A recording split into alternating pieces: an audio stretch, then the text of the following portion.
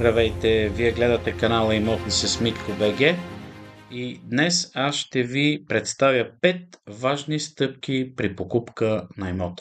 Аз съм ги извлекал на база моя дългогодишен опит и мисля, че те ще ви бъдат полезни, надявам се да са ви полезни и ще се радвам чрез тях вие да може да взимате по-лесно и бързо решение при покупката на имот. И така, първо, забранява се пълна забрана за огледи и търсене в интернет в началния етап на покупката на имоти. Защо? Това е така, защото преди да започнете да обикаляте по огледи или да губите часове в сайтове за имоти, трябва да сте напълно наясно какво точно търсите. Хаотичното и безразборно търсене води единствено до загуба на време, пари и, повярвайте ми, най-вече нерви. Определете сумата. Това е точка номер 2, което е много важно. Ако ги имате парите или ще работите с банка, т.е. ще имате самоучастие около 20% за физическите лица, или ще имате банков кредит, който ще ви подпомогне. Това също е много важно. Запомнете нещо. Не е толкова сложно, но много често хората го пропускат. Отидете до банката, ако ги нямате парите. Ако ги имате, всичко е лесно, но ако ги нямате, отидете.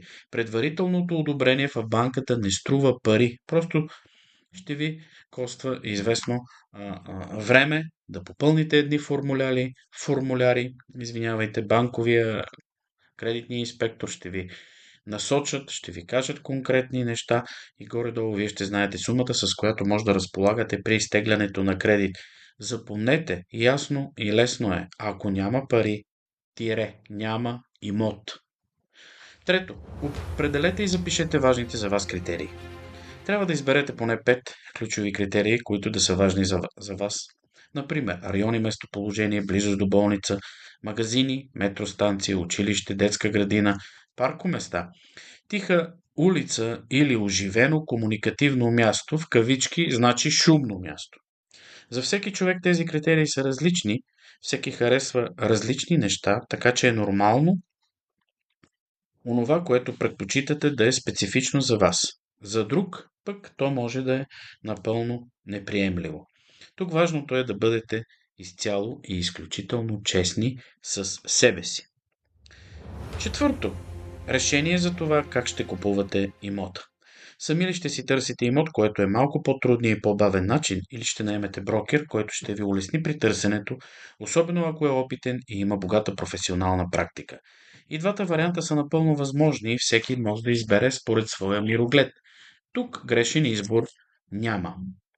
Пето, вече сте подготвен, наясно сте какво търсите, имате идея за финансиране, с който ще се реализира покупката и знаете ясно какви параметри трябва да притежава бъдещия ви имот. Едва сега влезте в интернет и търсете в морето от оферти. Но ако сте избрали брокер, обадете му се и поговорете с него. Той трябва да ви чуе, след което да ви даде няколко селектирани оферти. Тогава би трябвало той да ви помогне и да ви улесни. Ако не сте сигурни точно с този брокер, просто потърсете друг, лесно е. Не е толкова сложно. Най-важното, което е необходимо да запомните, че покупката на имот е важна стъпка, важно нещо. Дали вие ще го подсигурите за вас като инвестиция с цел бъдещи приходи, дали то ще бъде с цел да подсигурите ваша нужда, примерно да настаните възрастните си родители или вашия син или вашата дъщеря, нуждите са различни, но целта е еднаква. Бъдете наясно, когато минете през тези 5 неща, аз се надявам вие да имате по-ясна картина. И когато вие имате тази ясна картина, не е нужно да чакате. Изберете имот, апартамент, къща, парцел за строителство, без значение какво е. В спокойствие, в мир и действайте. Надявам се канала Имоти с Митко БГ да ви е бил полезен. Това видео също, ако ви е харесало, дайте ми едно одобрение и също така се абонирайте за моя канал. Поздрави!